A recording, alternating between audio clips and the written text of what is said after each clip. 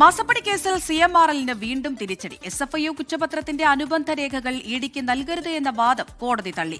വീണാറ്റിയുടെ IT returns അടക്കം ED ആവശ്യപ്പെട്ട 134 രേഖകളും കൈമാറാമെന്ന് കമ്പനികാര്യ കുറ്റകൃത്യങ്ങൾ പരിഗണിക്കുന്ന കൊച്ചിയിലെ പ്രത്യേക കോടതി ഉത്തരവിട്ടു.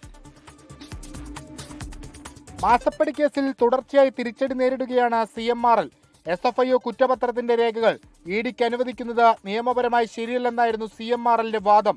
രേഖകൾ പിടിച്ചുവെക്കാനാവില്ലെന്ന് കോടതി നിലപാടെടുത്തു. ഇതോടെയാണ് ഇഡി ആവശ്യപ്പെട്ട 134 രേഖകളും അനുവദിച്ചത്. വീണയും CMRLും തമ്മിലുണ്ടാക്കിയ 2016 കരാറ്, എക്സാലോജിക്കും CMRLും 2017 ഉണ്ടാക്കിയ കരാർ, എക്സാലോജിക് ബാങ്ക് സ്റ്റേറ്റ്മെന്റ്, വീണയുടെ IT റിട്ടേൺ വിശദാംശങ്ങൾ, എംപവർ ഇന്ത്യ ക്യാപിറ്റൽ കമ്പനിയുടെ ലോൺ വിവരങ്ങൾ എന്നിവ ഉൾപ്പെടുന്നതാണ് ഇഡിക്ക് അനുവദിച്ച രേഖകൾ. തെളിവ് ശേഖരണത്തിന്റെ ഭാഗമായാണ് ഇഡി രേഖകൾ ആവശ്യപ്പെട്ടത്. അനുബന്ധ രേഖകൾ പരിശോധിച്ച ശേഷം വീണാട്ടിയെ നോട്ടീസ് നൽകി വിളിപ്പിക്കാനാണ് നീക്കം.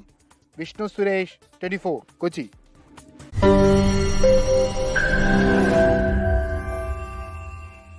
ലോകത്തെവിടെയായാലും ഏത് സമയത്തും 24 വാർത്തകളും ഓഗ്മെന്റഡ് റിയാലിറ്റി പാക്കേജുകളും എക്സ്പ്ലെയിനറുകളും വിശദമായി കാണാൻ ഞങ്ങളുടെ YouTube ചാനൽ നിങ്ങൾക്ക് സബ്സ്ക്രൈബ് ചെയ്യാം.